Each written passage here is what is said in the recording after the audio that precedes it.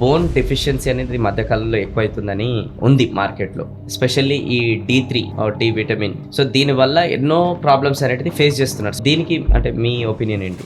D3 is like, నేను మీకు ఒక 1 kg వెజిటేబుల్స్ ఇచ్చాను, అద్భుతమైన మసాలా ఇచ్చాను, ఆయిల్ ఇచ్చాను, గీ ఇచ్చాను, రైస్ ఇచ్చాను, బిర్యానీ ఇచ్చాను, బట్ సాల్ట్ ఒకటి ఇవ్వలేదు. ఓకే, కుక్ అద్భుతంగా వండుతుంది, బట్ పబ్లిక్ దాన్ని యాక్సెప్ట్ చేస్తారా అంటే they won't accept, because public or మనుషులు అనే వాళ్ళు salt should be part of ingredient.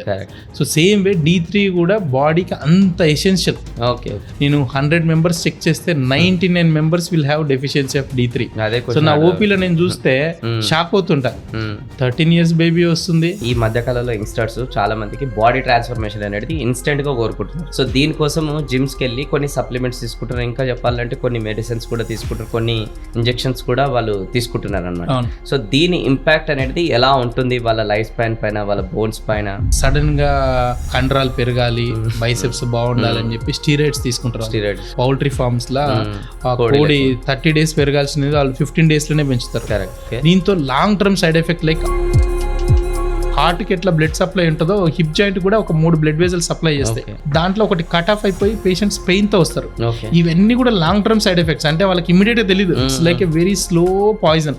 So steroid యొక్క సైడ్ ఎఫెక్ట్స్ అనేవి చాలా మ్యాసివ్ గా ఉంటాయి. It will effect every part of body. Eyes effect చేస్తుంది, స్కిన్ ఎఫెక్ట్ చేస్తుంది, లివర్, కిడ్నీ, బోన్స్. చాలా సర్జరీస్ అనేది చేశారు కదా, మోస్ట్ క్రిటికల్ సర్జరీ అనేది మీ లైఫ్ లో చూసారా? చూస్తే ఆ సర్జరీ ఎక్స్పీరియన్స్ ఏంటి? ఒకటి రీసెంట్ గా ఇప్పుడు కూడా పేషెంట్ ఐసీయూలో ఉంది, వెంటిలేటర్ మీద ఉంది. అమ్మాయి అశ్విని, అమ్మాయి పేరు. కంప్లీట్ గా హాఫ్ హెడ్ బ్రేక్ అయిపోయింది. సో ఇక్కడ నుంచి మొత్తం బ్యాక్ సైడ్ వరకు మొత్తం బ్రేక్ అయిపోయింది. ఓకే. మైండ్కి పెద్ద దెబ్బ తాకి మెదడు మొత్తం చితికిపోయింది, చావు బతుకుల్లో ఉంది. అమ్మాయి పేరు అశ్విని, ఏజ్ 19. సరే, ఎట్టాగైనా ఈ అమ్మాయిని బతికించాలి అంటే మా దగ్గర తీసుకొచ్చినప్పుడు కంప్లీట్ రెస్ట్లెస్ ఉంది. ఈరోజు 7th day పోస్ట్ సర్జరీ. ఇప్పుడు కూడా చూస్తే ఆ యాక్సిడెంట్ చూసినట్టయితే 99.99% పేషెంట్ ఇమీడియట్ గా అక్కడే డెత్ కావాలి. Okay, but I don't know, there is miracle, God అంటారు కదా. ఇప్పుడు ఆ పేషెంట్ నేను సర్జరీ చేసిన తర్వాత ఎవ్రీడే అబ్జర్వ్ చేస్తున్నా. లోయెస్ట్ డోస్ ఆఫ్ వెంటిలేటర్ మీద ఉంది, లోయెస్ట్ డోస్ ఆఫ్ నారెడ్ మీద ఉంది. పిలిస్తే పలుకుతుంది అమ్మాయి. అశ్విని, అశ్విని. మీరు మ్యాక్సిమం టైం అనేది హాస్పిటల్నే టైం ఎక్కువ స్పెండ్ చేస్తారు. అండ్ ఇంకా ఏంటంటే 365 days కూడా చెప్పొచ్చు, ఎందుకంటే సండేస్, ఫెస్టివల్స్ లేకుండా కూడా మీరు పేషెంట్స్కి అంత ప్రయారిటీ ఇస్తుంటారు. అంటే మీకు ఏం డ్రైవ్ చేస్తుంది అంతగానం హాస్పిటల్నే ఎప్పుడు ఉండాలి, ఏదో ఒకటి మీరు సర్వ్ చేస్తూనే ఉండాలి, ఏం డ్రైవ్ చేస్తుంది మీ లోపల నుంచి? మెయిన్గా జీవితంలో ప్యాషనేట్ గా పనిచేయాలి, ఆటోమేటిక్గా థింగ్స్ వర్క్స్ అవు. మార్నింగ్ 4 o'clock వచ్చినా అక్కడ ఎమర్జెన్సీలో కేసు ఉంటుంది, 5 o'clock వచ్చిన కేసు ఉంటుంది, 6 o'clock వచ్చిన కేసు ఉంటుంది. ఏ రోజు కూడా మేము స్ట్రెస్ఫుల్ గా ఫీల్ కావు, ఎందుకంటే I'm changing the life the way they want. నేను ఎప్పుడు కూడా పని చేస్తున్న ఫీలింగ్ ఉన్నాను, but we are helping the people at emergency. Nurses, ఎందుకంటే ఒక హాస్పిటల్లో ఒక డాక్టర్ అయితే important, equal to doctor same అంతే నర్సెస్ కూడా ఇంపార్టెంట్ అని, ఇది ఎంతవరకు నిజము? 23 hours 55 minutes పేషెంట్ కి, డాక్టర్ కి అండ్ బ్రిడ్జ్ ఎవరంటే నర్స్.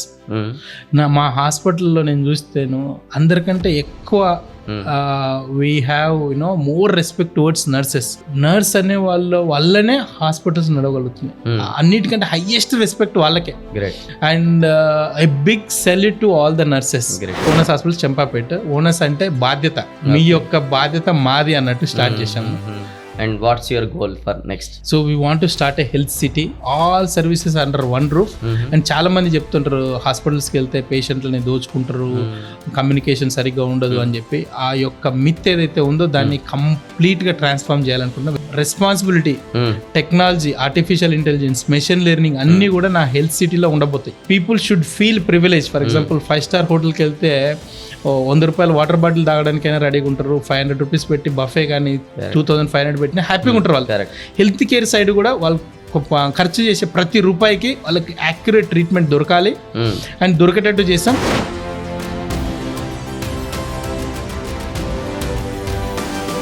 డాక్టర్ల మీద అందరూ ఏడుస్తుంటారు, ఇంత ఫీజు తీసుకుంటారు, అంత ఫీజు తీసుకుంటారు. నువ్వు ఫస్ట్ డిసిప్లిన్ మెయింటైన్ చేశారు అనుకోండి, ఈ ప్రాబ్లమ్స్ అన్నీ రావు. కరెక్ట్.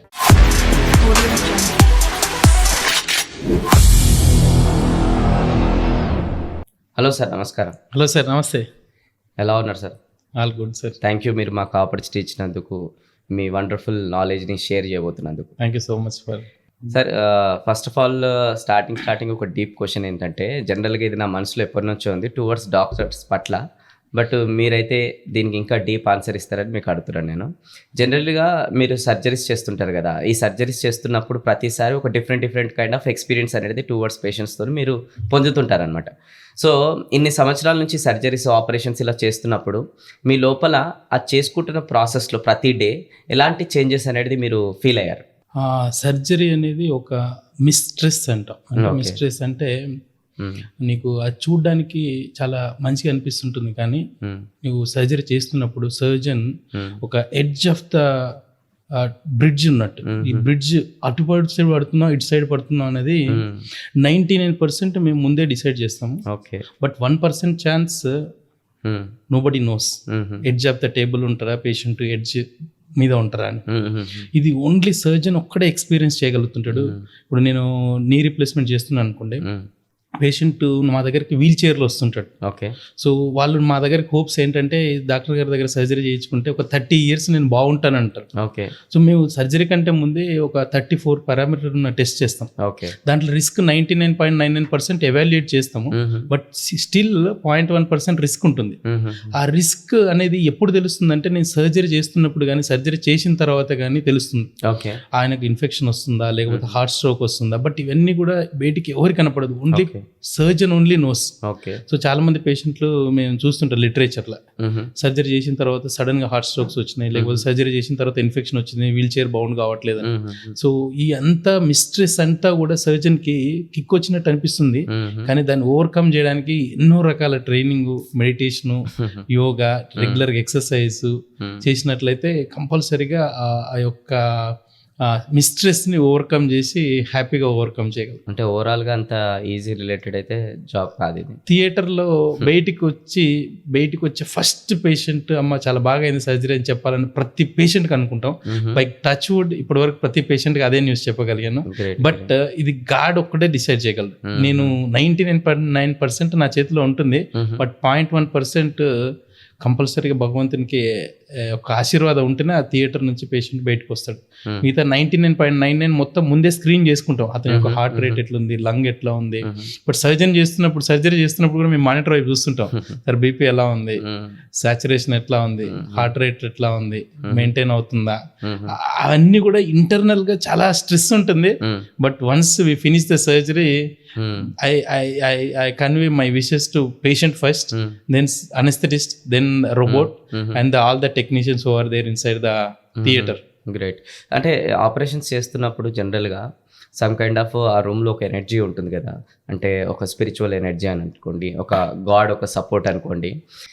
ఆ టైంలో ఆ ఫీలింగ్స్ ఎలా ఉంటుంది? అంటే ఓన్లీ జనరల్గా మీ 100% ఆ ఇన్వాల్వ్మెంట్తోనే ఆ పని అయిపోతుంది అంటారా, లేదంటే there is a something behind that కూడా ఒక ఎనర్జీ ఉంటుంది, ఆ టైంలో మీకు ఒక సపోర్ట్ అనేది చేస్తుంది అని కూడా ఇదేమైనా ఉంటుందా ఇలా?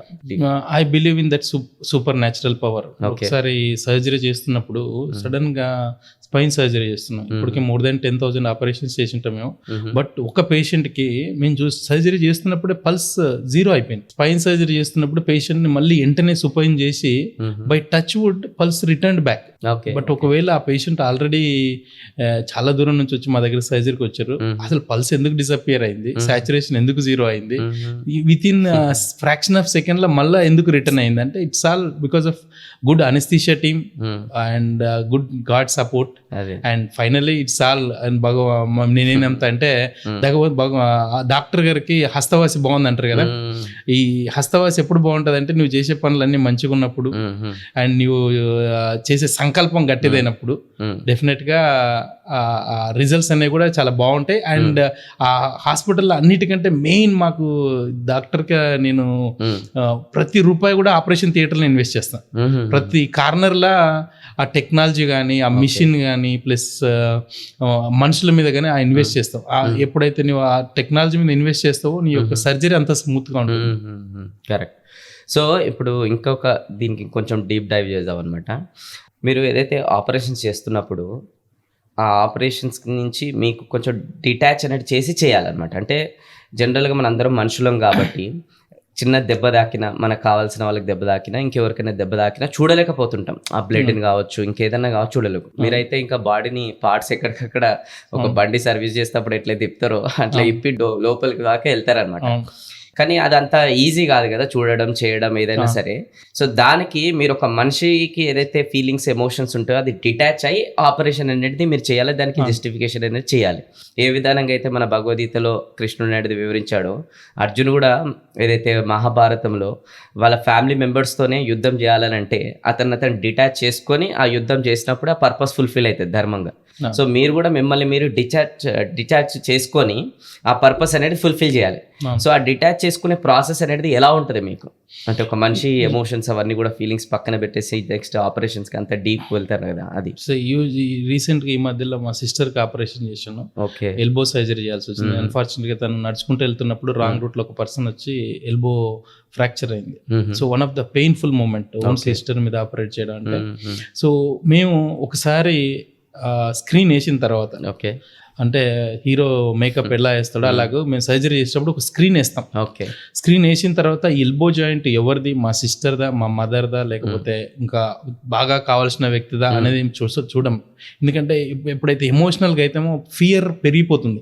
హార్ట్ రేట్ 72 ఉండాల్సినది 99 అవుతుంది. సో జరగరాని మిస్టేక్ కూడా జరిగే ఛాన్స్ ఉంటుంది. కాబట్టి యూజువల్గా నేనైతే ఆ టైంలో డిటాచ్మెంట్ పెట్టుకోను.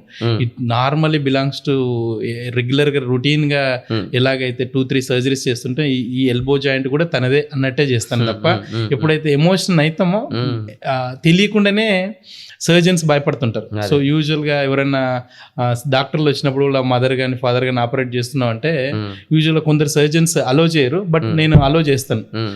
డైరెక్ట్గా వచ్చి చూడండి. ఈ మధ్యలో జర్మనీ నుంచి ఒక పేషెంట్ వచ్చాడు. తన యొక్క live knee replacement surgery robot చేస్తున్నప్పుడు చూడాలి, నేను లైవ్ గా చూడాలి అన్నాడు. సో అతన్ని అడిగాను నేను, సార్ మీరు నిజంగా చూడగలరా మీ జాయింట్, ఎందుకంటే అంతా కూడా రోబోట్ ఆటోమేటిక్ గా కట్ చేస్తుంటది అంటే, అతను సార్ నేను అది చూడడానికి నేను మీ దగ్గరకు వచ్చాను, చాలా మంది చెప్తాను డ్రైవ్ రోబోట్ సర్జరీ ఎలా ఉందో చూస్తానంటే చేశాను. సో అతన్ని అడిగాను ఎలా ఉంది నీ ఫీలింగ్ అంటే, ఇప్పటి వరకు నేను చేసిన అన్ని పనుల్లో నాకు ఇదే హ్యాపీనెస్ అనిపించింది. ఎందుకంటే నా కాళ్ళను మోకాలు కట్ చేస్తుంటే చూశాను, రోబోట్ కట్ చేస్తుంటే చూశాను, ఫిక్స్ చేస్తుంటే చూశాను, చాలా హ్యాపీగా ఉందని. అంటే అతను డిటాచ్మెంట్ ఏం పెట్టుకున్నాడంటే లైవ్ గా చూడడం అనేది ఒక మోటోగా పెట్టుకున్నాడు. And really enjoyed it. And no doctors will allow to see it.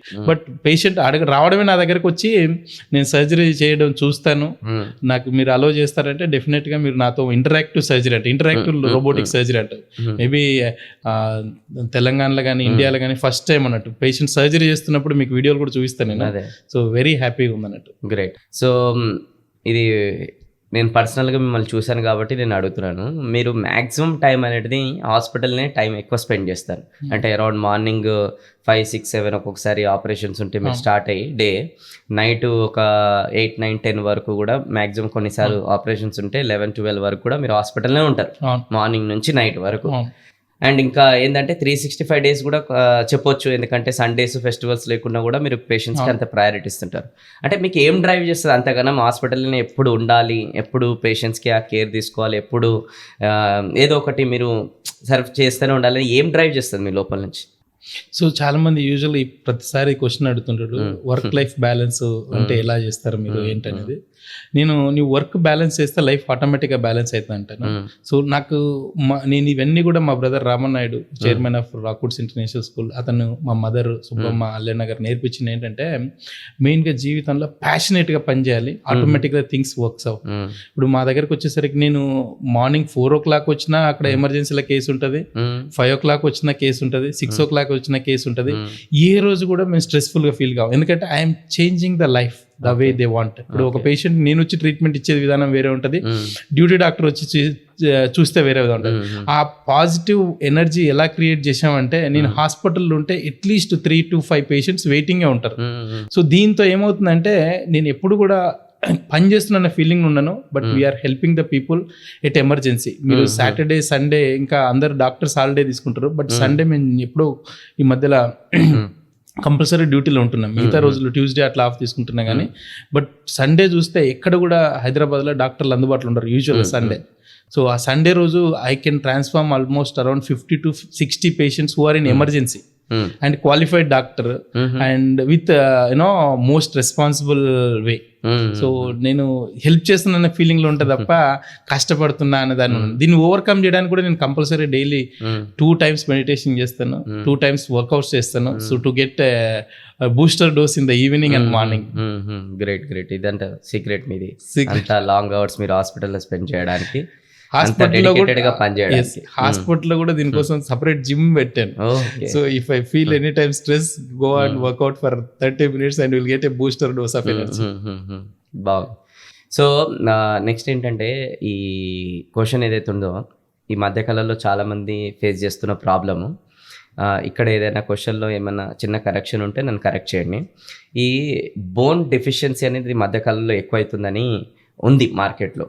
దీనికి మీరు ఏమంటారు? అంటే దీనికి స్పెషల్లీ ఈ D3 డి విటమిన్ ఏదైతే తక్కువ ఉండడం కారణం వల్ల, ఎందుకంటే ఈ మధ్యకాలంలో అందరూ కూడా గేటెడ్ కమ్యూనిటీస్లో, అపార్ట్మెంట్స్లో, అంటే ఎక్కడ కూడా ఇంట్లలో ఎండ అనేది వాళ్ళకి దొరకలేదు, అంటే సన్లైట్ అనేది వాళ్ళ బాడీ పైన పడట్లేదు అనమాట. సో దాని కారణం వల్ల ఏమవుతుందంటే D3 ఏదైతే దొరకాలో ఈ డి విటమిన్ అనేది తక్కువ ఉండడం వల్ల బోన్ డెఫిషియన్సీ అనేది ఇది తక్కువ అవుతుంది. సో దీనివల్ల ఎన్నో ప్రాబ్లమ్స్ అనేది ఫేస్ చేస్తున్నారు, స్పెషల్లీ తక్కువ ఏజ్ నుంచి వస్తుంది ఇది. సో దీనికి అంటే మీ ఒపీనియన్ ఏంటి? సో చాలా మంది ఇప్పుడు ఇంతకుముందు చాలా న్యాచురల్ ఉండేవాళ్ళు స్కూల్ పిల్లలు. ఇప్పుడు మేము రెసిడెన్షియల్ స్కూల్ చదివినప్పుడు డైలీ సన్లైట్ ఎక్స్పోజర్ ఉండేది. ఇప్పుడు వచ్చేసరి మార్నింగ్ 7 o'clock స్కూల్కి వెళ్తే again they are coming back around 6 o'clock 7 o'clock. ప్రతి ఒక్కరు కూడా కంప్లీట్గా బట్టలన్నీ కప్పుకొని morning 8 o'clock to 11 o'clock at least weekly 1 or 2 సన్లైట్లో ఉండాలి. ఆ సన్లైట్ ఎక్స్పోజర్ తగ్గిపోయింది. దాంతోపాటు విటమిన్ D3 రిచ్ ప్రొడక్ట్స్ అంటే స్ప్రౌట్స్ కానీ, మిల్క్ ప్రొడక్ట్స్ కానీ, paneer, butter, cheese, leafy vegetables అనేది తక్కువైపోయి మోర్ ఆఫ్ కార్బోహైడ్రేట్ డైట్కి వచ్చేసారు ప్రతి ఒక్కరు కూడా. బికాజ్ కార్బోహైడ్రేట్ డైట్ వల్ల ఇన్స్టెంట్ గ్లూకోజ్ వస్తుంది బాడీకి, ఫైబర్ తగ్గిపోయింది, D3 ప్రొడక్ట్స్ తగ్గిపోయేసరికి నేను 100 members చెక్ చేస్తే 99 members will have deficiency of D3. So నా ఓపీలో నేను చూస్తే షాక్ అవుతుంటా. 13 years బేబీ వస్తుంది. ఈ రోజు చూడండి మీరు, మీ చిన్నపిల్లలు ఎవరైనా ఏ ఇంట్లో అయినా ఆ రోజు గేమ్ ఆడినంటే రాత్రి రాగానే కాలు నొక్కండి అంటారు. ఎందుకు నొక్కమంటారు అంటే because of deficiency in vitamin E, D3 deficiency అయ్యేసరికి, లివోకార్నిటిన్ సబ్స్టెన్స్ తక్కువ అయ్యేసరికి మజిల్స్ కావాల్సినంత న్యూట్రియంట్స్ లేవు డైట్ లో కూడా. సో ప్రతి ఒక్కరు కూడా నేను రికమెండ్ చేసేది అంటే అట్లీస్ట్ 3 meals లో ఒక meal they should have sprouts, oats, cornflakes or salads, fruits or milk products, leafy vegetables అంటే ఒక మీల్ అన్న ఉండాలి. Definitely they will have strong bones. Meal తో పాటు అలానే ఈ సన్లైట్ కూడా, సన్లైట్ అనేది ఇంకా బేసిక్. అది 8 to 11 మధ్యలో అట్లీస్ట్ వీక్లీ 1 or 2. అందుకే ఫారెన్ కంట్రీలో బీచ్కి వెళ్ళి బోర్లో పడుకుంటారు. ఎందుకు పడుకుంటారు అంటే at least they will get vitamin D3. And not only vitamin D3, it really helps the people to be happy and not to be in depression. So చాలా మందికి ఎప్పుడైతే D3 ఇస్తామో they feel very happy. Immediate గా చెప్తుంటారు, sir I feel better this month. Correct. అంటే బేసిక్గా నా experience కూడా షేర్ చేయాలి, ఎందుకంటే నాకు కూడా మధ్యకాలంలో నేను క్రికెట్ ఆడుతున్నప్పుడు బోన్ ఫ్రాక్చర్ అయితే ఇమీడియట్గా మీకు ఫోన్ చేస్తే మీరు ఎక్కడో ఉన్నా కూడా ఇమీడియట్గా మీ హాస్పిటల్కి వచ్చి నాకు స్పాట్లో ట్రీట్మెంట్ అనేది చేశారు అండ్ ఫాస్ట్గా రికవర్ కూడా అయింది. Thank you so much sir. And అప్పుడు ఆ రోజు ఎక్స్రే తీసినప్పుడు కూడా మీరు చెప్పారనమాట నాకు కూడా బోన్ డెఫిషియన్సీ అనేది ఉంది అని చెప్పేసి. అలానే మా పాప ఆల్మోస్ట్ ఒక 3 years ఉంటుంది. రీసెంట్ కూడా నేను కాల్ చేసిన, ఇట్లా రాత్రిపూట కాలు వస్తుందని చెప్పేసి ఏడుస్తుందని అంటే కూడా మీరు అప్పుడు కూడా చెప్పారు ఏది D3 డెఫిషియన్సీ ఉందని. సో నాకు అర్థమవుతుంది అనమాట, అంటే ఇవన్నీ కూడా ఎందుకు వస్తున్నాయి కారణాలు. కానీ చాలా మందికి ఇది తెలియక ఇంకా ఇది ప్రాబ్లమ్ అనేది డే బై డే పెంచుకుంటూ వెళ్తున్నారు. సో మీరు ఇప్పుడు ఇచ్చిన గైడెన్స్ తోని ఖచ్చితంగా దీనిపైన ఇమీడియట్గా యాక్షన్ తీసుకోవాలి. ఎందుకంటే ఈ D3 డెఫిషియన్సీతోని నాట్ ఓన్లీ ఈ బోన్ రిలేటెడ్ ప్రాబ్లమ్, ఇంకేమైనా సైడ్ ఎఫెక్ట్స్ కూడా ఉంటాయి అంటే ఇంకేమన్నా లైక్ డ్రోజినెస్, ఎనర్జీ ఉండకపోవడం అట్లా ఇంకేమన్నా? D3 ఇస్ లైక్, నేను మీకు ఒక 1 kg వెజిటేబుల్స్ ఇచ్చాను, అద్భుతమైన మసాలా ఇచ్చాను, ఆయిల్ ఇచ్చాను, గీ ఇచ్చాను, రైస్ ఇచ్చాను, బిర్యానీ ఇచ్చాను, బట్ సాల్ట్ ఒకటి ఇవ్వలేదు నేను. ఓకే. సో కుక్ అద్భుతంగా వండుతుంది. బట్ పబ్లిక్ దాన్ని యాక్సెప్ట్ చేస్తారంటే they won't accept because public or మనుషులు అనే వాళ్ళు salt should be part of ingredient. So same way D3 కూడా బాడీకి అంత ఎసెన్షియల్. Okay okay. సో వాళ్ళకి D3 కావాలి అనుకుంటే either they should be expose to sunlight or they should take milk products like paneer, butter, cheese, leafy vegetables or they should take supplements. Okay. And supplements should a part of their healthy pattern. For example నేను అనుకోని compulsory weekly once for 4 weeks, నేను monthly once for 8 months తీసుకుంటాను. నా table మీద ఉంటాయి. Okay. Even though syrups, vitamin D3 syrups, these are supplements అంతే bone కి. And every one can take it, but provided under supervision ఒక doctor గారు. నేను చెక్ చేస్తుంటా, 100 మందికి చెక్ చేసి అనుకో, 100 మందిలో 90 మందికి లెస్ దాన్ 30 గానే ఉంటుంది. We recommend around 50 value at least. అప్పుడు వాళ్ళకి ఏ ప్రాబ్లమ్స్ రావు. సో ఎవరికైతే D3 తక్కువ ఉంటుందో వాళ్ళు డిప్రెస్డ్ సిమ్టమ్స్ కూడా ఉంటారు. అండ్ నైట్ మజిల్ క్రాంప్స్ కూడా వస్తుంటాయి. ఓకే. మీరు లైక్ చాలా సర్జరీస్ అనేది చేశారు కదా, అంటే ఎన్నో కేసెస్ డిఫరెంట్ ప్రాబ్లమ్స్తోనే వస్తాయి మీ దగ్గరికి. కొన్ని యాక్సిడెంట్, కొన్ని ఏమో ఏదో ఇట్లా ఆడుతుంటే పడడం అనేది అట్లా. సో అట్లాంటి ఏదన్నా మోస్ట్ క్రిటికల్ సర్జరీ అనేది మీ లైఫ్లో చూసారా? చూస్తే ఆ సర్జరీ ఎక్స్పీరియన్స్ ఏంటి? క్రిటికల్ చాలా మీ లైఫ్లోనే అది. సో ఈ మధ్యలో మేము చేసిన సర్జరీస్ ఒక 3 surgeries ఉన్నాయి. ఓకే. ఒకటి రీసెంట్గా ఇప్పుడు కూడా పేషెంట్ ఐసీయూలో ఉంది, వెంటిలేటర్ మీద ఉంది. అమ్మాయి అశ్విని, అమ్మాయి పేరు. అన్ఫార్చునేట్ గా బైక్ మీద వెళ్తుంటే రాదర్ దెన్ యాక్సిలరేటర్ బ్రేక్ తొక్కకుండా యాక్సిలరేటర్ తొక్కేసరికి ముందర మిల్క్ ట్యాంకర్ ని తగిలేసి మొత్తం కంప్లీట్ గా హాఫ్ హెడ్ బ్రేక్ అయిపోయింది. సో ఇక్కడ నుంచి మొత్తం బ్యాక్ సైడ్ వరకు మొత్తం బ్రేక్ అయిపోయింది. సో ఆ పేషెంట్ చాలా పూర్ పేషెంట్, వాళ్ళ మదర్ ఆల్రెడీ సర్జరీ అయితే ఆమె పరామర్శించకపోయి అన్ఫార్చునేట్గా మేజర్ యాక్సిడెంట్ అయింది. సో ఆల్రెడీ మాకంటే వచ్చే కంటే ముందే ఒక 2 హాస్పిటల్ అడ్మిట్ అయింది. అండ్ సేమ్ వే ఆయన ఒక బ్రదర్ మాకు దగ్గర అడ్మిట్ అయితే ఆ అబ్బాయి తీసుకొని వచ్చాడు, వాళ్ళ కజిన్ తీసుకొని వచ్చి సార్ ఎట్టాగైనా ఈ అమ్మాయిని బతికించాలి అంటే మా దగ్గర తీసుకొచ్చినప్పుడు కంప్లీట్ రెస్ట్లెస్ ఉంది. ఈరోజు 7th day post surgery. And తను వచ్చిన రోజుకి ఇమీడియట్గా అరౌండ్ 7 o'clock వస్తే మేము ఇమీడియట్గా 11 o'clock సర్జరీకి తీసుకున్నాం. ఆల్మోస్ట్ 3.5 hours పట్టింది. ఓకే. ఇప్పుడు కూడా చూస్తే ఆ యాక్సిడెంట్ చూసినట్టయితే 99.99% పేషెంట్ ఇమీడియట్గా అక్కడే డెత్ కావాలి. Okay. But I don't know, there is miracle, God అంటారు కదా. ఇప్పుడు ఆ పేషెంట్ నేను సర్జరీ చేసిన తర్వాత ఎవ్రీడే అబ్జర్వ్ చేస్తున్నా, లోయెస్ట్ డోస్ ఆఫ్ వెంటిలేటర్ మీద ఉంది, లోయెస్ట్ డోస్ ఆఫ్ నారెడ్ మీద ఉంది.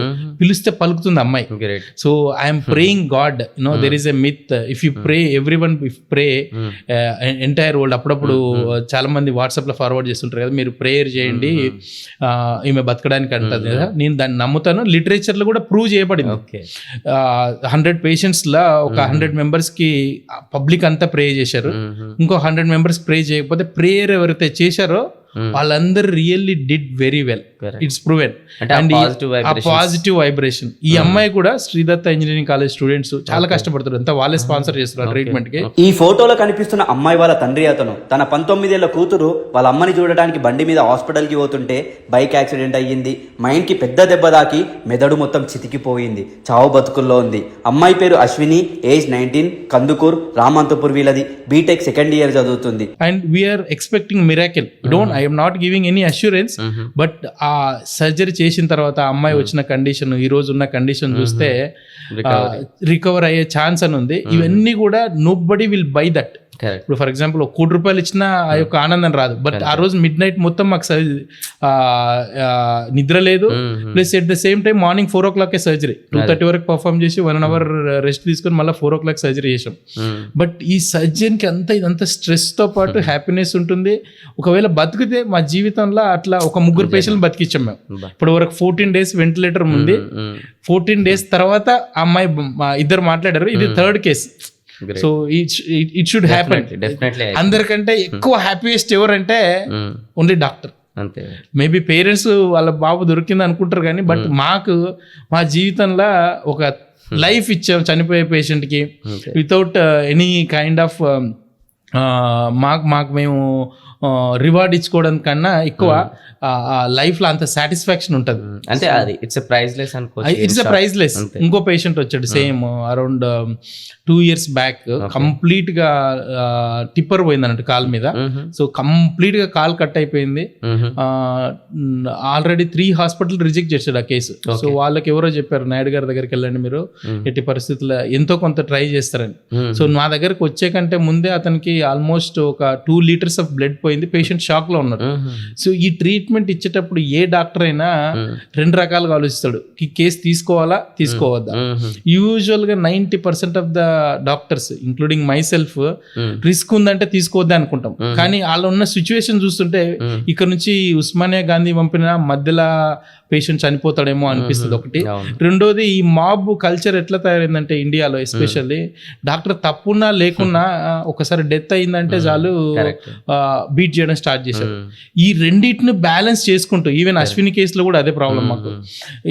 మేము ఛాలెంజింగ్ తీసుకోవడానికి రెడీగా ఉన్నాం, బట్ పబ్లిక్ బ్యాడ్ అయితే హాస్పిటల్ మీద అటాక్ చేయడం. ఈ మధ్యలో చాలా హాస్పిటల్ చూస్తున్నాం ఇండియాలో వైలెన్స్ అగేన్స్ట్ డాక్టర్ చూస్తుంటే దాన్ని చాలా వరకు బ్యాలెన్స్ చేయగలుగుతున్నాం. బట్ స్టిల్ మైండ్ లో ఒకటి ఉంటది, దీన్ని ఈ కేసుని ఎట్లా బ్యాలెన్స్ చేయాలని. But we are able to do it. ఆ పేషెంట్ కూడా అంతే. నేను కేసు టేకప్ చేశాను. ఆల్మోస్ట్ నేను ఒక 6 hours లో 11 బ్లడ్ ట్రాన్స్ఫ్యూజన్స్ ఇచ్చాను. సో ఎంటైర్ ఊరు వచ్చింది నా దగ్గరికి ఆ రోజు. Even present home minister Kishan Reddy గారు కూడా వచ్చి చూసారు ఆ కేసుని.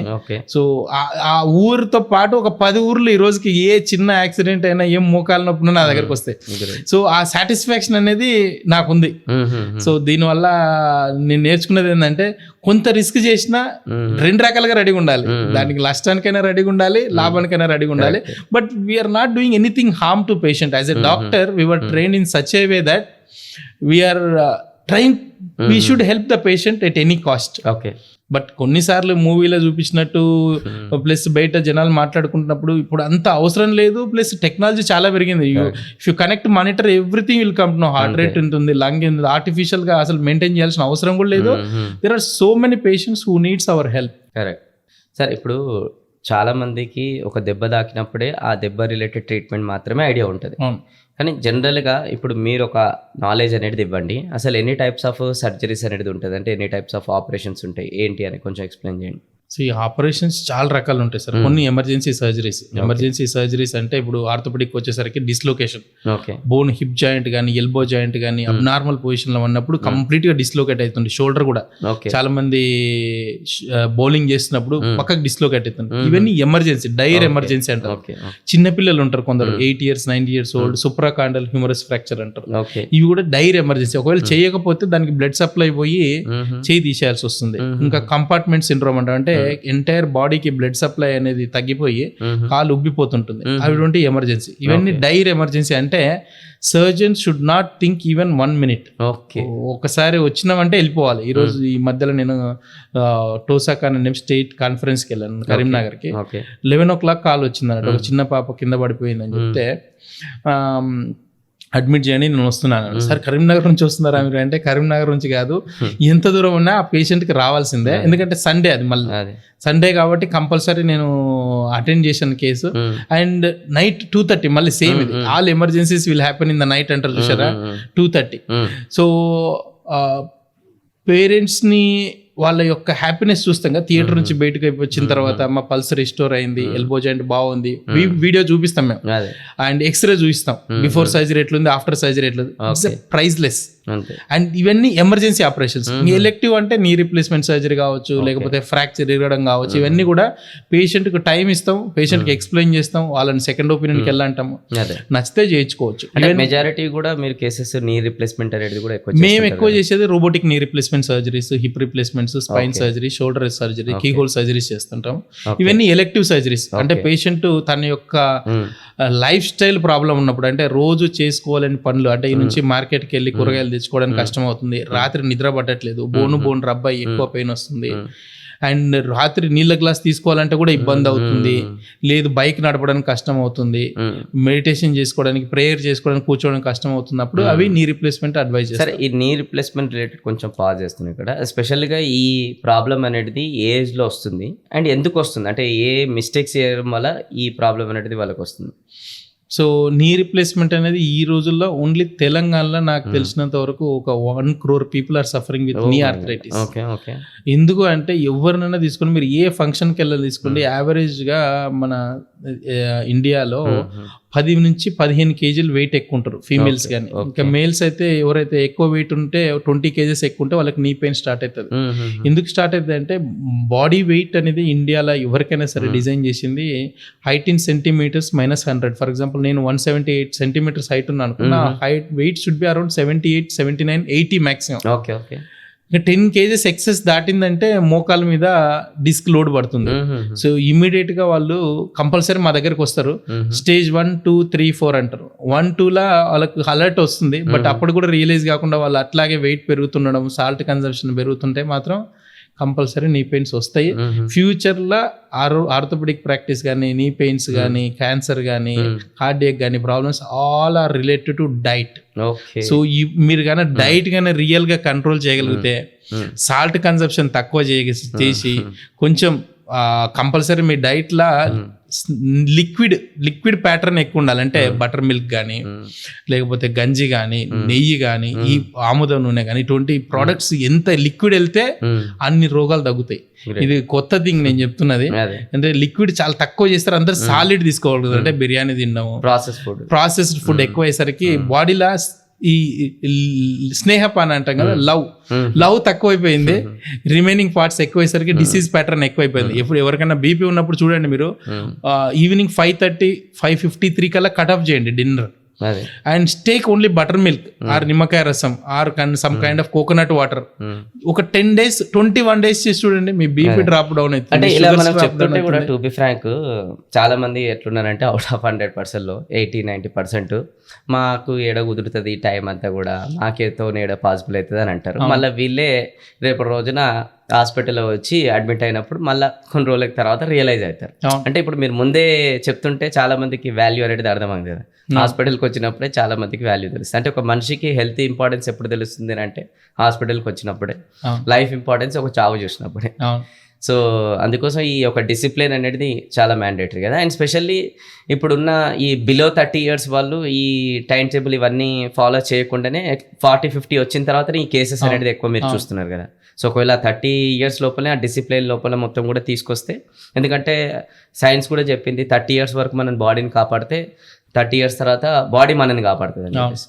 సో దీనిపైన 100% ఒక డిసిప్లిన్ కమిట్మెంట్ అనేది చేంజ్ అయితే తెచ్చుకురావాలి, లేదంటే చాలా కష్టం. ఇంకొకప్పుడంటే డిసీజ్కి ఒక 50, 60, 70లో అనేది వస్తుండే. ఇప్పుడైతే 30-20 నుంచే మీరు చూస్తున్నారు కదా కేసెస్ నెంబర్ ఆఫ్. ఎందుకు అనంటే లైఫ్ స్టైల్ అలా చాలా చేంజ్ అయిపోయింది, ప్రాసెస్ ఫుడ్ అనేది ఎక్కువ అయిపోయింది, కెమికల్ బేస్డ్ మొత్తం కూడా పెస్టిసైడ్స్ మొత్తం వెజిటేబుల్స్ పైన, ఫ్రూట్స్ పైన, ఇవన్నిటిపైన కూడా. ఇంత గణంలో మళ్ళీ ఎక్సర్సైజ్ చేయకుండా, డైట్ మెయింటైన్ చేయకుండా అంటే ఇక కష్టం. అంటే ఒక 1/2 inch ఈ టంగ్ సాటిస్ఫాక్షన్ కోసం ఇంత పెద్ద బాడీని అనేది స్పాయిల్ అనేది చేస్తున్నాం మనం. అయితే నేనేం చెప్తానంటే, చాలా మంది ఈ రోజుల్లో మా దగ్గరికి వస్తుంటారు. నేను గాంధీ హాస్పిటల్లో MBBS MS చేస్తున్నప్పుడు చూస్తుంటాను, సార్ నేను బద్రీనాథ్ వెళ్ళాలి, కాశీ వెళ్ళాలి, కొంచెం సర్టిఫికెట్ ఇవ్వండి సార్ అని. వాళ్ళు చూస్తే 65 years ఉంటారు. అంటే నడవడానికి అంటే ఫిట్నెస్ సర్టిఫికెట్ ఇవ్వాలి కంపల్సరీ. ఉత్తరాఖండ్ అటు సైడ్ ట్రావెల్ చేయాలంటే కొంచెం ఫిట్నెస్ ఉంటేనే ఇస్తారు, మోకాలు నొప్పులు అవి ఉంటే ఇవ్వరు అన్నట్టు. నేను ఇప్పుడు ఏం చెప్తున్నా అంటే, ఈ రోజు కెమెరా ముందు ఉండే మీకు ఎవరైనా సరే ఆ ఏజ్ లో పోయి ఇబ్బంది పడే బదులు ముందు నుంచే ఫిట్నెస్ మెయింటైన్ చేసుకుంటే లాస్ట్ ఆప్షన్ కాదు కాశీ చూడాల్సింది. 30 years నుంచి 40 years చూసారనుకోండి, వాళ్ళ యొక్క లైఫ్ స్టైల్, వాళ్ళ యొక్క థింకింగ్ ప్యాటర్న్ చాలా వరకు చేంజ్ అవుతుంది. అది లాస్ట్ కాదు, ఇట్ షుడ్ బి. అందుకే ఇప్పుడు ఇంతకుముందు అందరు పీపుల్ అంతా 45-50 చేంజ్ చేసేవాళ్ళు. But there is a study in the recent we have seen, after 50 తర్వాత నువ్వు పెద్ద ఏం అచీవ్ చేయలేవు, ఎందుకంటే బాడీ కూడా కోఆపరేట్ చేయలేదు. సో 30-35 years అప్పుడే మేము, అందుకే నేను ఇంతకుముందు 118 kgs ఉండేవాడిని, విత్ ఇన్ 10 months లో 42 kgs తగ్గాను. Massive transfer. నా జీవితంలో ఏదైనా మధురమైన క్షణం ఏదైనా ఉందా అంటే ఆ బరువు తగ్గడం. ఖచ్చితంగా ఈ మీకు ఫోటో కూడా ఇస్తాయి బరువు తగ్గడం. సో దీంట్లో నేను నేర్చుకున్నది ఏంటంటే, నా యొక్క ఎవ్రీథింగ్ 10x గ్రోత్ ఉంది. నా పర్సనల్ లైఫ్ కానీ, ప్రొఫెషనల్ లైఫ్ కానీ, స్పిరిచువల్ లైఫ్ కానీ. ఈరోజు హ్యాపీగా నేను 5 o'clock లేవగలుగుతున్నా, 4 o'clock లేవగలుగుతున్నా, సర్జరీకి వెళ్ళగలుగుతున్నా, 2 times మెడిటేషన్ చేయగలుగుతున్నా, 3 hours జిమ్ చేయగలుగుతున్నా, morning 2 hours, 1 hour evening 1 hour. ఏదో some kind of activity we're doing it because of fitness. Correct, మీరే లైవ్ ఎగ్జాంపుల్ నిజంగా ఆ ట్రాన్స్ఫర్మేషన్ రిలేటెడ్ కమిట్. దీనికోసం చాలా కష్టపడ్డా, బట్ దానికి ఆన్సర్ నా నా నా నా వరకు నేనే దాన్ని ఇవ్వగలిగిన. కరెక్ట్, అంటే మీరు జస్టిఫికేషన్ చేసుకున్నారు అండ్ ఆ సక్సెస్ దాని తగ్గట్టు కూడా మీరు చూసారు. కరెక్ట్, ఆ మాత్రం కమిట్మెంట్ అనేది ప్రతి లోపల రావాలి. అందుకోసం నేను కూడా మార్నింగ్ 6 to 7 అనేది కోచ్నే ఇంటికి పిలిపించి మరీ వర్కౌట్ స్టార్ట్ చేసిన, ట్రాన్స్ఫర్మేషన్ కూడా స్టార్ట్ అయింది అండ్ ఆ కాన్ఫిడెన్స్ వేరే ఉంది ఇప్పుడు. అసలు ప్రపంచంలో మనం ఎవరు డిస్టర్బ్ చేయని టైం అంటే morning 5 to 8 o'clock. Correct, morning ఎవరు ఫోన్ చేయరు, మార్నింగ్ ఎవరు బ్రేక్ఫాస్ట్ రమ్మన్నారు, ఒకవేళ అడిగినా అందరూ నైట్ డిన్నర్ తర్వాత పిలుస్తారు. అండ్ అందరికి ఇంకా ఈరోజు మీ ద్వారా నేను చెప్పాల్సింది ఏంటంటే every one wants to be happy, fit గా ఉండాలి, నాకు బీపీలు రావద్దు, షుగర్ రావద్దు, మోకాలు నొప్పులు రావద్దు అంటే నైట్ 5:53 ఈవినింగ్ 5:53 తర్వాత సాలిడ్ ఫుడ్డే తినకూడదు. ఓకే, సో ఫుడ్ తినకుండా ఏం తినాలి సార్ మరి ఆకలి వేస్తాయి అంటే, ఇప్పుడు మేము రెసిడెన్షియల్ స్కూల్లో చదివినాం, మా లాస్ట్ మీల్ 6 o'clock. ఇప్పుడు మేమేం చెప్తాం, నేను అలారం పెట్టుకోమంటాను, సన్సెట్ ఈరోజు ఎన్ని గంటలకు ఉంది చెక్ చేసుకోండి, తినండి. 5:53 to 5:50 మధ్యలో ఉంటుంది. ఎప్పుడైతే నువ్వు 21 days చేసి చూడండి, అసలు మీ యొక్క జీవితంలో నువ్వు పర్సెప్షన్ విధానం కానీ, చాలా మంది టైం లేదంటారు. టైం నువ్వు చూసుకునే పద్ధతిని బట్టి ఉంటుంది, ప్లస్ నువ్వు డిజైన్ చేసుకునే పద్ధతిని బట్టి ఉంటుంది. నేను ఇంతకుముందు మార్నింగ్ వండితే ఆఫ్టర్నూన్ తినేది కాదు మా ఆవిడ పావని, చాలా మృదు స్వభావి తను. నేను ఇంతకుముందు లండన్ ఉన్నప్పుడు ఒకరోజు సాంబార్ రైస్ చేసుకుంటే 1 week తినేది. ఎందుకు తినాల్సి వస్తుందంటే బయటకు పోయి పిజ్జాలు బర్గర్లు తినడానికి కష్టం ఉండేది. But now I realized that after coming back from London I realized that నీవు ప్లాన్ చేసుకోవాలి. అక్కడైతే 1 week తింటున్నావు వండుకొని, ఇక్కడ సేమ్ అదే థింగ్. నీకు ముందే కావాలి 5:30కి లంచ్ చేయాలంటే ఆఫ్టర్నూన్ లంచ్ బాక్స్ తో పాటు డిన్నర్ కూడా పట్టుకోవాలి. ఒకవేళ నీకు మనిషి యాక్చువల్ గా over period of time intermediate fasting వచ్చేసేయాలి అంటే 8 hours విండో పీరియడ్ తినాలి, 16 hours to 19 hours ఫాస్టింగ్ ఉండాలి. దీంట్లో వాళ్ళ యొక్క మెచ్యూరిటీ లెవెల్ పెరుగుతుంది, వాళ్ళ యొక్క హ్యాపీనెస్ పెరుగుతుంది, డైజెస్టివ్ సిస్టమ్ ప్రాబ్లం అవుతుంది. ఓవర్ పీరియడ్ ఆఫ్ టైం నువ్వు ఎవరినైనా చూడండి, హై అచీవర్స్ ని 1 meal per day వస్తారు. కరెక్ట్, 1 meal per day వచ్చి వీక్లీ 1 రోజు ఫాస్టింగ్ చేసినా చాలా వరకు డిసీజెస్ అన్ని కంట్రోల్ చేయొచ్చు. కరెక్ట్, నేను ఆర్థరైటిస్ 1300 పేషెంట్స్ పైన క్యూర్ చేశాను. వాళ్ళు నడవలేని పరిస్థితులు ఉన్న వాళ్ళు కూడా నా డైట్, నేను చెప్పిన జాగ్రత్తలు తీసుకున్న వాళ్ళు చాలా మంది సూపర్ సక్సెస్ అయ్యారు. సర్జరీ వద్దు సార్ నాకంటే, నేను చెప్పిన అన్ని చేయండి, సాల్ట్ కంప్లీట్ కట్ డౌన్ చేయండి, ఆకుకూరలు బాగా తీసుకోండి, అండ్ ఆయిల్ కట్ డౌన్ చేయండి, కౌ ఘీ వాడండి, ఆవు నెయ్యి కదా. సో ఆవు నెయ్యి అనేది చాలా పవర్ఫుల్, చాలా మందికి తెలియదు అది. అందుకే ఇంతకు ముందు ప్రతి ఇంట్లో ఒక ఆవు ఉండేది, దాని యొక్క నెయ్యి పాలు తీసుకునేది, ఎందుకంటే దాంట్లో ఉన్న ఎనర్జీస్ ఇంకా వేరే ఇంగ్రీడియంట్లు ఏవి దొరకవు. Okay, nice. ఈ యోగా అండ్ ఎక్సర్సైజ్ అనేది ఎలాంటి ఇంపాక్ట్ క్రియేట్ చేస్తుంది మన బోన్స్ పై? యోగా అండ్ ఎక్సర్సైజ్ నువ్వు ఎవ్రీ డే అట్లీస్ట్ ఎవరైనా సరే 30 minutes to 35 minutes కంపల్సరీగా స్వెట్ రావాలి. స్వెట్ వస్తే ఏమైతుందంటే డోస్ అంటాం. డోస్ అంటే dopamine, oxytocin, serotonin, estrogen, 4 hormones బాడీకి ఎవ్రీ డే ఇవి అవసరం.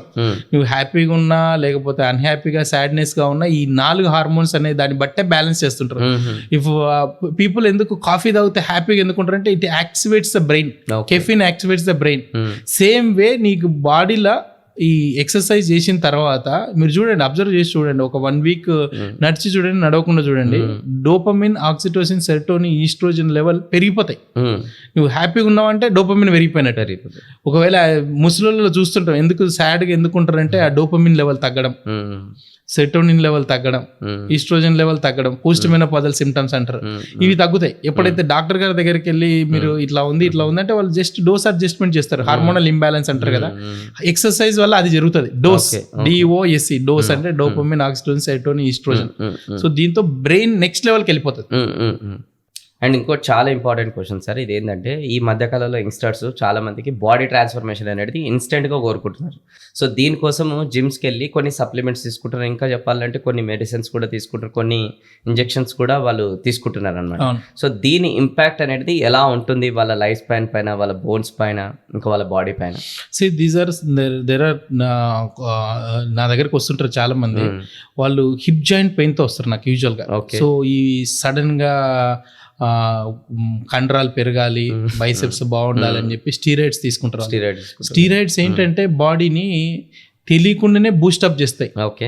బూస్టప్ చేసి ఇప్పుడు చూస్తుంటారు మీరు పౌల్ట్రీ ఫార్మ్స్ లా కోడి 30 days పెరగాల్సినది వాళ్ళు 15 days లోనే పెంచుతారు. కరెక్ట్.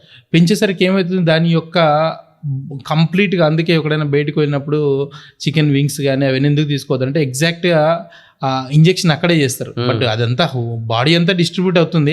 సేమ్ వే ఒకసారి స్టీరాయిడ్ ఇచ్చిన తర్వాత ఎక్కడ డిస్ట్రిబ్యూట్ చేసినా it has to go to blood, it has to go to brain, and it has to act on bones also.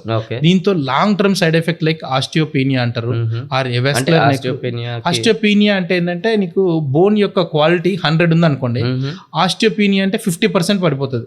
Osteoporosis అంటే వీక్ అయితే ఫ్రాక్చర్ అవుతాయి. జస్ట్ క్రికెట్ ఆడుతున్నప్పుడు చిన్న ట్విస్టింగ్ ఇంజరీ అయినా, ఇప్పుడు మీరు చూడండి, నేను నాకు మోకాళ్ళ మీద కానీ చేళ్ళ మీద కానీ చాలా దెబ్బలు తగ్గుంటాయి. ఇప్పుడు కింద పడితే ఇరిగేసి వస్తారు, ఎందుకంటే బికాస్ ఆఫ్ ఆస్టియోపీనియా. అంటే ఆస్టియోపీనియా అంటే బోన్ యొక్క డెన్సిటీ బాగా తగ్గిపోవడం. ఆస్టియోపోరోసిస్ అంటే ఇంకా పూర్ వీక్ అయిపోవడం. Osteopenia, osteoporosis and normal. So ఎప్పుడైతే ఈ స్టీరాయిడ్స్ వాడతారో దీంట్లో ఆస్టియోపోరోసిస్ లోకి వెళ్ళిపోతారు. అండ్ ఎవస్కులర్ నెక్రోసిస్ ఆఫ్ హిప్ అంటారు, అంటే హార్ట్ కి ఎట్లా బ్లడ్ సప్లై ఉంటుందో హిప్ జాయింట్ కూడా ఒక 3 బ్లడ్ వెజల్స్ సప్లై చేస్తాయి. దాంట్లో ఒకటి కట్ ఆఫ్ అయిపోయి పేషెంట్స్ పెయిన్ తో వస్తారు. ఇవన్నీ కూడా లాంగ్ టర్మ్ సైడ్ ఎఫెక్ట్స్, అంటే వాళ్ళకి ఇమీడియట్ గా తెలియదు. It's like a very slow poison. After certain period they come to me. ఈ కోవిడ్ లో చాలా మంది చూస్తుంటాను నేను. ఆల్మోస్ట్ గత 2 years లో మేము more than 500 surgery hip replacement చేసాము. హిప్ రీప్లేస్మెంట్ మేము చూసింది ఏంటంటే, ఇప్పుడు బతకడానికి చాలా మంది స్టీరాయిడ్స్ ఇచ్చాం, బట్ దాని యొక్క స్టీరాయిడ్ యొక్క సైడ్ ఎఫెక్ట్స్ ఏంటంటే హిప్ జాయింట్ కంప్లీట్ గా అరిగిపోయినాయి. వాళ్ళు కింద కూర్చోడానికి ఇబ్బంది, మెట్లు ఎక్కడానికి ఇబ్బంది, దిగడానికి ఇబ్బంది, ఇండియన్ టాయిలెట్స్ వాడదన్నా కష్టమే. సో స్టీరాయిడ్ యొక్క సైడ్ ఎఫెక్ట్స్ అనేవి చాలా మ్యాసివ్ ఉంటాయి. It will effect every part of body.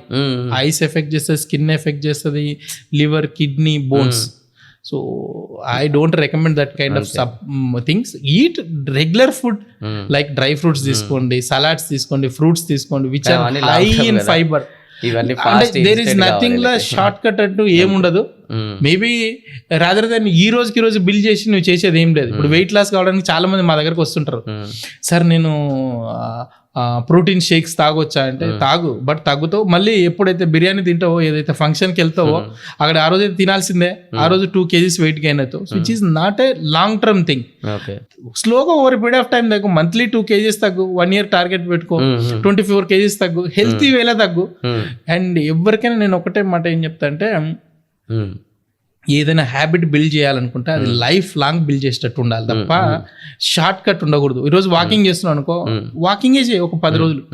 ఈ రోజు 2 kilometers చేస్తే రేపు 3 kilometers చేయి, అంతే తప్ప నువ్వు షార్ట్ కట్లో ఈ నెలకు 10 kgs తగ్గాలి కంప్లీట్ గా. మీరు క్రికెటర్ చూశారు, మీరు ఒక క్రికెటర్ చనిపోయాడు ఆస్ట్రేలియా తను. సో అంత డిసిప్లిన్ ఉన్న క్రికెటర్ కూడా కంప్లీట్ గా ఓన్లీ లిక్విడ్ ఫాస్టింగ్ చేస్తున్నాడు. ఎందుకు చేయాలి లిక్విడ్ ఫాస్టింగ్? ఏం చేయాలి అయినప్పుడు? ఇప్పుడు 10 kgs ఈ నెల ఫిబ్రవరిలో తగ్గి ఏం చేయాలి? ఏం చేయలేడు. You decrease 2 kgs. ఏప్రిల్ ఒక మార్చ్ 2 kgs తగ్గు, ఏప్రిల్ 2 kgs తగ్గు, 6 kgs హెల్తీ వేలో తగ్గమంటున్నా. షార్ట్ కట్స్ అనేవి పెట్టుకోవద్దు. నువ్వు తగ్గుతున్నావు అంటే scientific way of weight loss అంటారు. నా యొక్క కాన్సెప్ట్ ఏంటంటే, నువ్వు తిను ప్లస్ వెయిట్ తగ్గు, తినేది కూడా హెల్తీగా తినిపించు, లైఫ్ అందించు చూసినావా. సేమ్ అలాగే నా ప్రకారం క్వాలిటీ ఫుడ్ తినాలి, టైంకు తినాలి, 5:30-5:53 లోపు తిను. తర్వాత ఆకలేసిందంటే బటర్ మిల్క్ లేకపోతే నిమ్మకాయ రసం, కొబ్బరి నీళ్ళు తాగాలి. ఇవన్నీ న్యాచురల్ వే. ఎప్పుడైతే బాడీకి మోర్ లిక్విడ్ ఇస్తావో 3 to 5 liters, body will take care of diabetes, hypertension, thyroid, ఏ ప్రాబ్లమ్స్ ఉండవు. డాక్టర్ల మీద అందరూ ఏడుస్తుంటారు, ఇంత ఫీజు తీసుకుంటారు, అంత ఫీజు తీసుకుంటారు. నువ్వు ఫస్ట్ డిసిప్లిన్ మెయింటైన్ చేశారు అనుకోండి, ఈ ప్రాబ్లమ్స్ అన్ని రావు. కరెక్ట్. సరే, ఇప్పుడు టెక్నాలజీ గురించి మాట్లాడుకుందాం. ఇప్పుడు మీరు నీ రీప్లేస్మెంట్ అనేది చాలా హాస్పిటల్స్లో డాక్టర్స్ అనేది చేస్తుంటారు, కానీ మీరు ఫస్ట్ టైం అలాంటి టెక్నాలజీ వాడి ఈరోజు ఆపరేషన్స్ ఏదైతే అక్యురేసీ ఉంటుందో దాని ఇంకా రేట్ కూడా సక్సెస్ రేట్ పెంచుతున్నారనమాట. కానీ జనాలకి ఈ టెక్నాలజీ అంటే భయము, ఈ ఆర్టిఫిషియల్ ఇంటెలిజెన్స్తో ఏదైతే ఇప్పుడు రోబోస్ వచ్చినాయి, రోబోస్ ఆపరేషన్స్ చేయడం, ఇవన్నీ కూడా ఒక మిత్ రిలేటెడ్ ఉన్నాయన్నమాట. సో ఈ టెక్నాలజీ రిలేటెడ్ కొంచెం ఎక్స్ప్లెయిన్ చేయండి. అండ్ ఈ టెక్నాలజీతో కూడుకొని ఇప్పుడు ఏవైతే రోబోస్ అనేది ఇప్పుడు నీ రీప్లేస్మెంట్ ఆపరేషన్స్ అనేది చేస్తున్నాయో, సో ఇవి ఎలా అనేది ఫంక్షన్ ఎట్లుంటుంది వీటివి, అండ్ వీటి ఫ్యూచర్ కూడా ఎలా ఉంటుంది అది కూడా ఎక్స్ప్లెయిన్ చేయండి. సో రీసెంట్గా నేను ఒక మూవీ చూసాను. ఆ మూవీ ఏంటంటే దాని యొక్క సారాంశం ఏంటంటే, ఒక అమ్మాయి, ఆ మూవీ పేరు తెలీదు, బట్ ఆమె ఏంటంటే స్పేస్కి వెళ్ళింటది. స్పేస్కి వెళ్ళిన తర్వాత అక్కడ సడన్ గా పెయిన్ వస్తుంది. పెయిన్ వచ్చేసరికి దాంట్లో స్పేస్కి పంపించే స్పేస్ షటిల్లో రోబోట్ పెడతారు. ఆ రోబోట్ ఏంటంటే ముందే ప్రిడిక్ట్ చేస్తుంది ఈ అమ్మాయికి ఏమై ఉంటుంది, ఎలా చేయబోతుంది ఏంటని. తీరా చూస్తే అమ్మాయికి లోపల అబ్డోమెన్ లో ట్యూమర్ ఉంటుంది. ఇది ఆల్రెడీ అబ్డోమెన్ ట్యూమర్ ప్రిడిక్ట్ చేసి సర్జరీ చేసి పేషెంట్ సేఫ్ గా కిందికి ల్యాండ్ చేస్తుంది. ఓకే, ఈ వాళ్ళు ప్రిడిక్ట్ చేసింది ఏంటంటే మూవీ 2090లో జరగబోతుంది ఇది అన్నాడు. 2090 ఆల్మోస్ట్, అంటే ఇప్పుడు 2024 ఉన్నాం. 2090లో చేయాల్సింది అది ఎప్పుడో తీశారు, ఒక 2012లో తీశారు ఆ సినిమా. అంటే ఆల్మోస్ట్ 80 years తర్వాత జరగబోయేది వాళ్ళు ప్రిడిక్ట్ చేశారు. కానీ ఇప్పుడు అలా లేదు. 2024లోనే మా దగ్గర ఉన్న రోబోట్ ఏదైతే ఉందో fully automated thing, surgeons design చేసి ఇస్తారు ప్రోగ్రామ్, అది ఆటోమేటిక్ గా 8 to 10 minutes లో సర్జరీ ఫినిష్ చేస్తుంది. సో జనరల్ గా మీరు చేస్తే అది ఎలా ఉంటుంది ఒక మనిషి, అంటే మేము ముందే ప్రోగ్రామ్ ఇస్తాం. ఫర్ ఎగ్జాంపుల్ రోబోట్, మన మనిషి చేసిన దానికి రోబోట్ చేసిన దానికి డ్యూరేషన్ అంటారండి డిఫరెన్స్. మనిషి చేసిన దానికి రోబోట్ చేసేదానికి ఫస్ట్ డ్యూరేషన్ వైపు almost half time cut down అవుతుంది రోబోట్ చేస్తే. And more of precision, accuracy. ఇప్పుడు మేము చేసే పని ఏంటంటే బోన్ ఎగ్జాక్ట్ కట్ చేయాలి, ఆ నీ ఇంప్లాంట్ లోపల ఫిట్ చేయాలి. సో దీంట్లో 0.1 mm అంట, అంటే సబ్ మిల్లీమీటర్. యూజువల్ గా మనకు కనపడేది ఎంఎంఏ కనపడదు, మిల్లీమీటరే కనపడదు. Robot will have that much accuracy. నేను వీడియోస్ చూపిస్తాను నీకు. 0.1 mm బోన్ కట్ చేస్తుంది. 0.1 అంటే ఎంట్రుక మందం అంత బోన్. ఆ దాంట్లో కూడా చాలా మంది పేషెంట్స్ చెప్తుంటారు కదా, సార్ నీ రీప్లేస్మెంట్ ఫెయిల్ అయింది, మా వాళ్ళు నడుస్తలేరు అంటారు కదా. ఎందుకంటే బాడీ యొక్క ఒరిజినల్ అనాటమిక్స్ అనేది మనిషి రిప్రొడ్యూస్ చేయలేం. సో దానికోసమే టెక్నాలజీ వచ్చింది. ఇప్పుడు అందరు ప్రతి ఒక్కరు ఏదైనా మీ ఆఫీస్కి రావాలన్నా నేను డ్రైవర్కి లొకేషన్ పంపిస్తాను, నావిగేషన్ పెట్టుకొని వచ్చేస్తాడు. బట్ నావిగేషన్ సమ్ టైమ్స్ అది ఖైరతాబాద్ రూట్లో చూపించవచ్చు, కోటి రూట్లో చూపించవచ్చు, లేకపోతే చుట్టూ చూపుకుంటూ చూపించవచ్చు షార్టెస్ట్ అట్లా. బట్ అట్లా కాకుండా ఆటోమేటిక్ అనుకోండి, ఫర్ ఎగ్జాంపుల్ అదే డ్రోన్ లేపుకొని వచ్చి డైరెక్ట్ మీ ఆఫీస్లో నిలబెట్టింది అనుకో, వెరీ యాక్యురేట్. బట్ ఇక్కడ కూడా సేమ్ అంతే. రోబోట్ అంటే ఏంటంటే ఆర్టిఫిషియల్ ఇంటెలిజెన్స్ వాడి, మెషిన్ లెర్నింగ్ వాడి అదే ఇంటర్ప్రిట్ చేస్తుంది. That is the difference between machine and robot. Machine అంటే నువ్వు ఏం చెప్తే అదే ఇస్తుంది. ఫర్ ఎగ్జాంపుల్ ఏటీఎం అనేది ఒక మెషిన్, అంటే 500 రూపాయలు కావాలంటే 500 రూపాయలు ఇస్తుంది. రోబోట్ అట్లా కాదు, 500 రూపాయలు ఎందుకు కావాలి అనాలిసిస్ చేస్తుంది, ఏ టైంలో ఇవ్వాలి, ఇంటరాక్టివ్ వే అంటారు. సో రోబోట్ మనిషి, నా దగ్గర ఉన్న రోబోట్ ఏంటంటే అది ఈవెన్ పేషెంట్ దగ్గినా ఆగిపోతుంది. మిగతా మామూలుగా మిషన్ అంటే డైరెక్ట్ ఆటోమేటిక్ కట్ చేయాలి, ఇది అట్లా కాదు, వెరీ యాక్యురేట్. అసలు నేనే షాక్ అయ్యా. 2016లో నేను ఇటలీలో ట్రైన్ అయిన రోబోట్ కి, ప్రజెంట్ 2024 ఉన్న రోబోట్ కి ఇమ్మెన్స్ చేంజ్. సర్జరీ చేస్తుంటే నేను నా జీవితంలో ఏదైనా ఆర్థోపెడిక్స్ లో బెస్ట్ థింగ్ చేశానంటే buying a robot. I put all my efforts to buy the robot. And world one of the active world robot అంటాం ఇది. అండ్ ఫ్యూచర్ లో ఇంకా మాకు తెలియదు, బట్ లాజిస్టిక్స్ గా సర్జన్ అవసరం లేకుండా ఉండొచ్చు, బట్ ఓన్లీ లీగల్ రీజన్స్ తో దాన్ని ఇంట్రడ్యూస్ చేయట్లేదు. But it's like BMW car manufacturing ఎట్లనో ఆటోమేటిక్ డోర్ వచ్చి ఫిట్ చేస్తుంటది, ప్లస్ హారన్ ఫిట్ చేస్తుంటది, స్టీరింగ్ ఫిట్ చేస్తే ఎట్లా ఇప్పుడు కూడా నీ రీప్లేస్మెంట్ అంత అడ్వాన్స్డ్ టెక్నాలజీ వచ్చింది. Results are amazing. ఓకే, అంటే success rate after the operations అనేది కూడా ఇప్పటి వరకు మేము చెప్పడం 99.99 చెప్తున్నాం. 0.1% we're living it as I mention, you know we're just facilitators అంటారు, అంటే healers. We're not gods. Many people say వైద్యో నారాయణ హరి అంటారు కదా, మేము doctors are not gods, actual doctors are healers అని చెప్తాం, అంటే ఫెసిలిటేట్ చేస్తాం వాళ్ళకు. ఒక్క గాడ్ కి పేషెంట్ కి మధ్యలో మేము హీల్ చేస్తాం అంతే ఆయన యొక్క డిసీజ్ ని. So robots are also helping the same way. Very accurate, precision, and amazing to see such improvement in the healthcare. Great sir.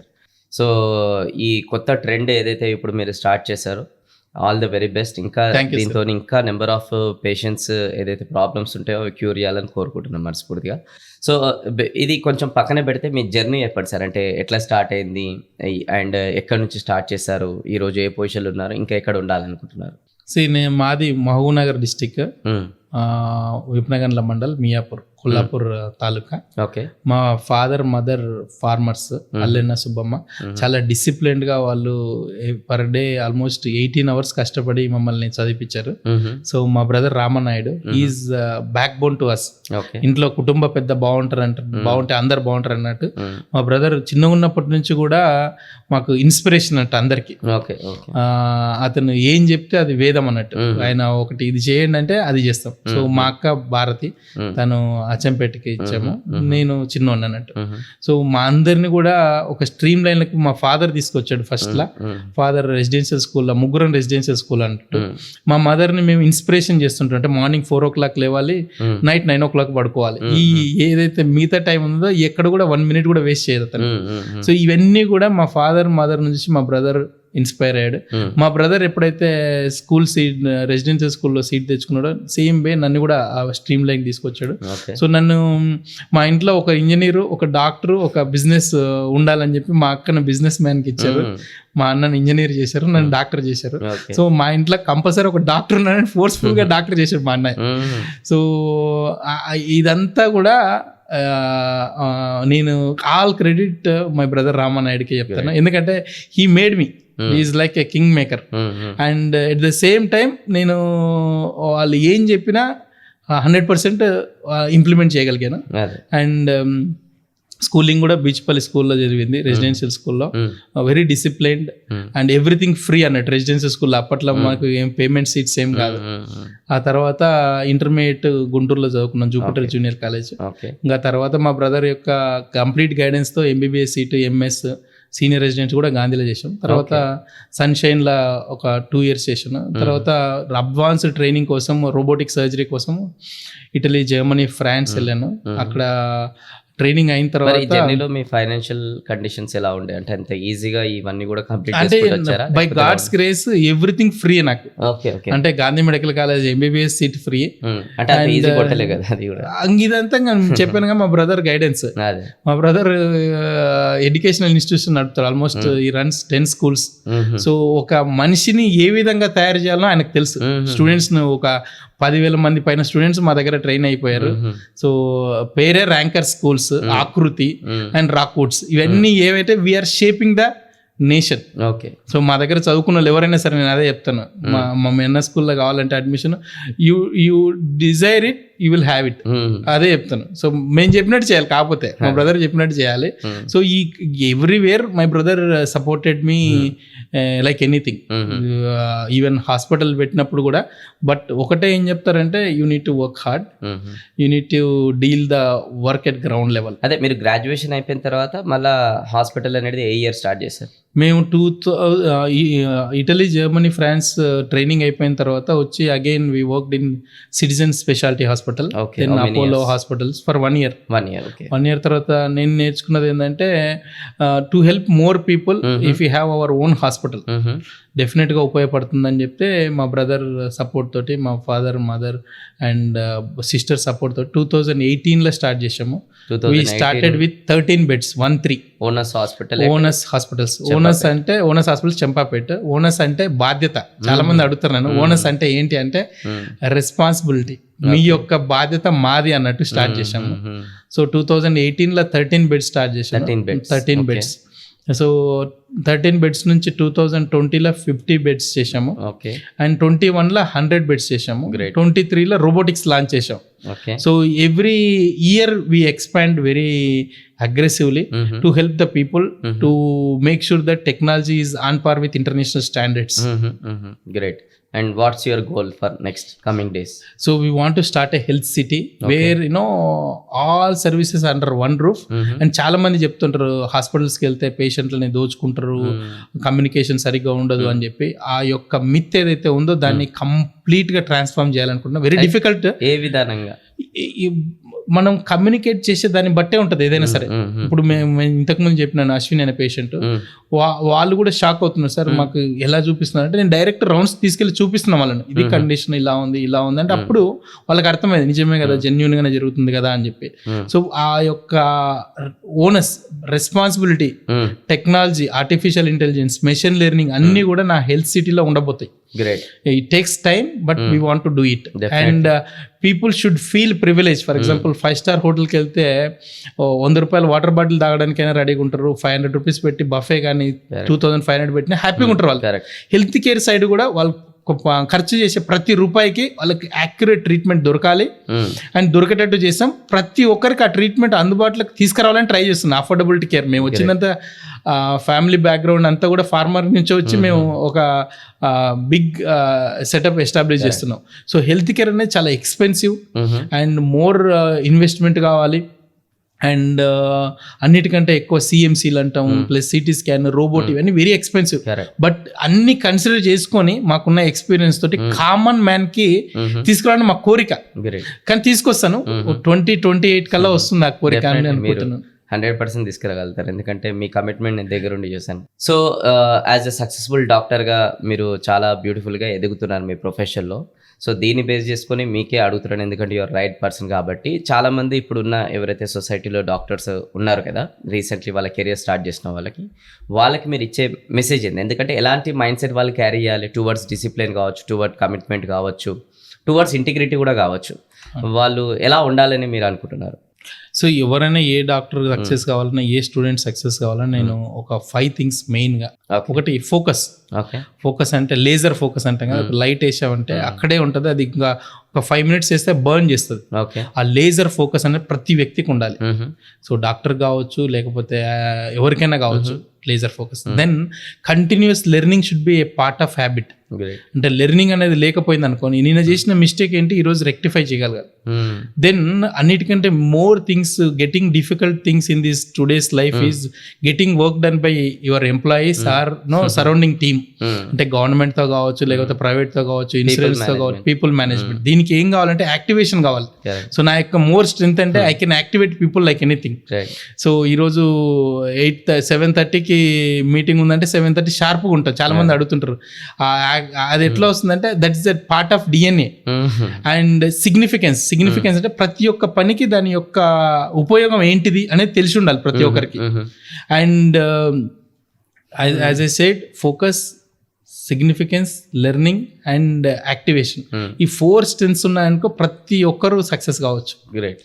And final question ఏంటంటే నర్సెస్, ఎందుకంటే ఒక హాస్పిటల్లో ఒక డాక్టర్ అయితే important, equal to doctor same అంతే nurses కూడా important అని చాలామంది ఇది అనుకుంటారు. ఇది ఎంతవరకు నిజము? And what is the connection between nurses versus patients versus doctor? And nurses కూడా ఎలాంటి మైండ్ సెట్ ఉండాలి అండ్ వాళ్ళకు కూడా మీరు ఇచ్చే మెసేజ్ ఏంటి? యూజువల్గా మేము రౌండ్స్ చేస్తుంటాము. 23 hours 55 minutes పేషెంట్కి, డాక్టర్కి అండ్ బ్రిడ్జ్ ఎవరంటే నర్స్. మా హాస్పిటల్లో నేను చూస్తాను అందరికంటే ఎక్కువ we have more respect towards nurses. Nurse కన్నా ఏ మాత్రం రిలాక్స్ అయిపోయినా, అంటే ఒక 2 minutes నిద్రపోయింది అనుకో నైట్, షుగర్స్ డ్రాప్ అయినా చూసుకోపోయినా పేషెంట్ బ్యాడ్ అవుతారు. సో నర్స్ అనే వల్లనే హాస్పిటల్స్ నడవగలుగుతున్నాయి. అన్నిటికంటే హైయెస్ట్ రెస్పెక్ట్ వాళ్ళకే. ఎందుకంటే ఒక్క నిమిషం కూడా నిద్రపోరు. హైయెస్ట్ రెస్పెక్టెడ్ ప్రొఫెషన్ మెడిసిన్ లా డాక్టర్, ఆ తర్వాత నర్సు, తర్వాత ఇంకెవరైనా వస్తారు. నాకైతే నా స్ట్రెంగ్త్ ఎవరైనా వచ్చి అడిగితే ఈరోజు మా మెడికల్ డిపార్ట్మెంట్ అండ్ నర్సెస్ అని చెప్తాను. కంటిన్యూస్ ట్రైనింగ్ ఉంటుంది వాళ్ళకు అండ్ ఎవ్రీ మినిట్ అప్డేట్ చేస్తుంటారు. మాకు ఒక పేషెంట్కు 30 minutes కంపల్సరీ అప్డేట్ చేయాలి. అండ్ వాళ్ళు కూడా అదే కాసేసుకుంటారు. ఎంత మోటోగా ఉంటారు అంటే ఇది చాలా మందికి తెలీదు.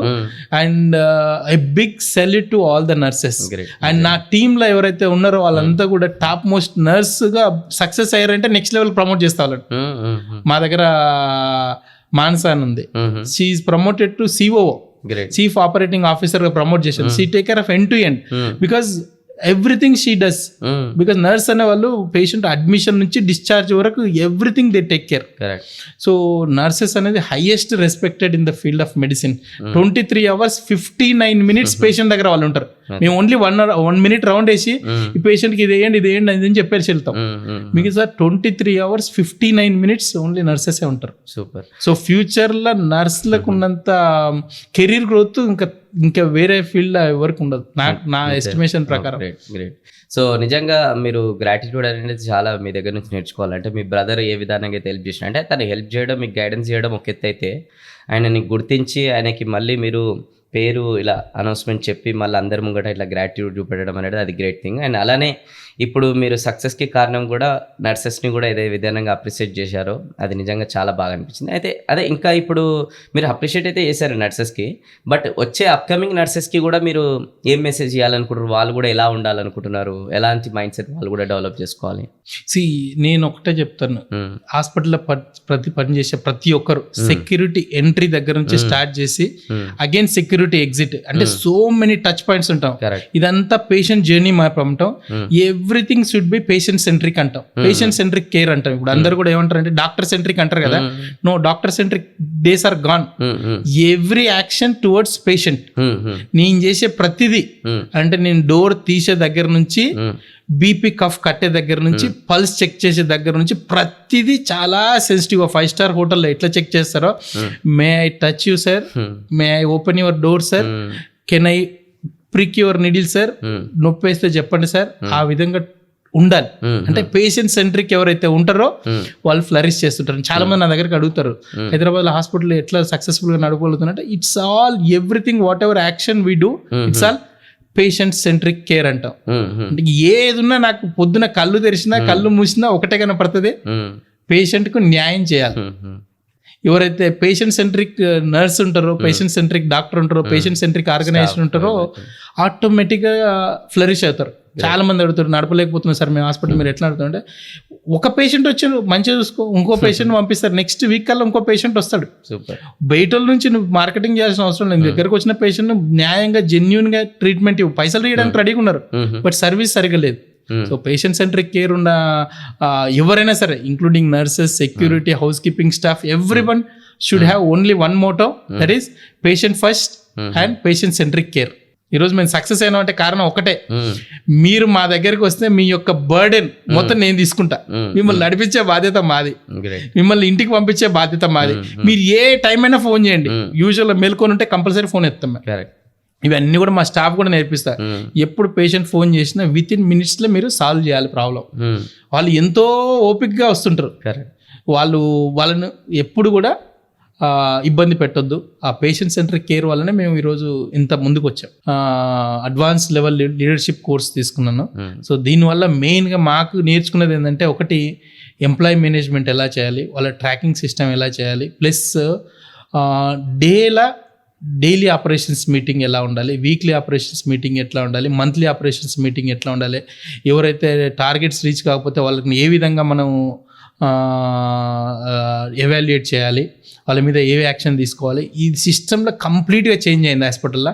మేము ఇలా ట్రైనింగ్ తీసుకున్న తర్వాత నా గ్రోత్ ఆల్మోస్ట్ 2x గ్రోత్ ఉంది.